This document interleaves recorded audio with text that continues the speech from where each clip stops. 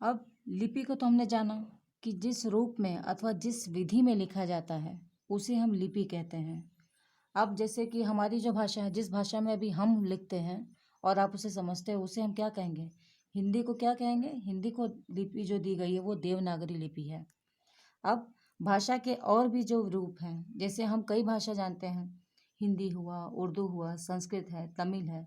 ये सभी भाषाओं में आप देख सकते हो बच्चों कि यहाँ हिंदी का देवनागरी दिया हुआ है, उर्दू का फारसी दिया गया है, संस्कृत का देवनागरी है और तमिल का तमिल है।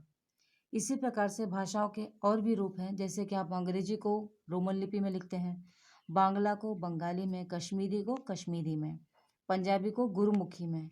ये सभी भाषा और लिपियां हैं कि जिन भाषाओं को लोग बोलते हैं, जैसे जो अन्य भाषाएं हैं उनकी लिपि भी यहाँ दी गई है और जो हम भाषा बोलते हैं और लिखते हैं उसकी भी लिपि हम यहाँ पे समझ रहे हैं। अब आते हैं बोली पर। बोली, जैसे बोली क्या होती है बच्चों कि जो एक भाषा बोलते हैं उसका एक सीमित क्षेत्र होता है। जैसे कुछ समय के बाद, जैसे आप कुछ और 1 किलोमीटर चले जाओगे तो वहाँ पे भाषा का क्या है, रूप बदल जाता है। जैसे अब यहाँ पर कई जगह पे खड़ी बोली बोली जाती है, कई जगह पे अवधी बोली बोली जाती है। तो ये क्या होता है, किसी क्षेत्र से हम दूसरे क्षेत्र में आते हैं तो वहाँ पर ये भाषा बदल जाती है। जैसे हम आजमगढ़ में जाएं तो आजमगढ़ में क्या भाषा बोली जाती है, वहाँ अवधी बोली जाती है। और यहाँ पर भी हम यहाँ पे हमारी भाषा जो है थोड़ी मिठास भरी होती है, क्योंकि गोरखपुरिया भी लैंग्वेज कही जाती है बच्चों, क्योंकि बड़ी मिठास वाली भाषा है हमारी।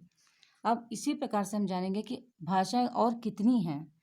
तो जिससे ज़रूरी जानकारी में आप ये जान लीजिए कि भारतीय संविधान में हिंदी को 14 सितंबर 1949 में राजभाषा का दर्जा दिया गया है बच्चों।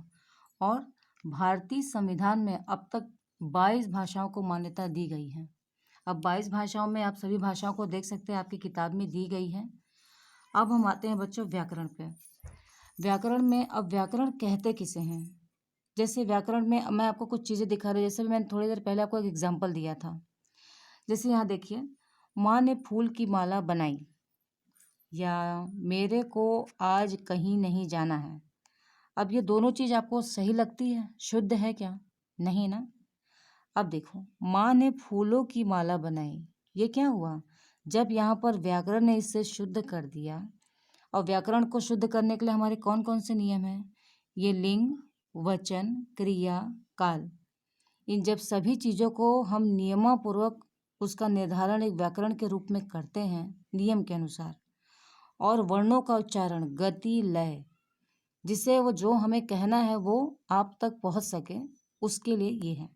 तो इसी के आधार पर हम कह सकते हैं व्याकरण वह शास्त्र है जो हमें शुद्ध बोलना, पढ़ना और लिखना सिखाता है।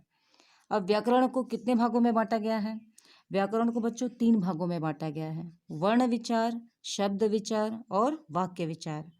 वर्ण विचार में हम क्या जानते हैं? जैसे व्याकरण का इस अक्षरों में आकार, रूप, भेद, उच्चारण, तो अगर इन सभी का तालमेल सही होता तभी हम किसी वर्ण को, शब्द को तैयार कर सकते हैं। शब्द विचार,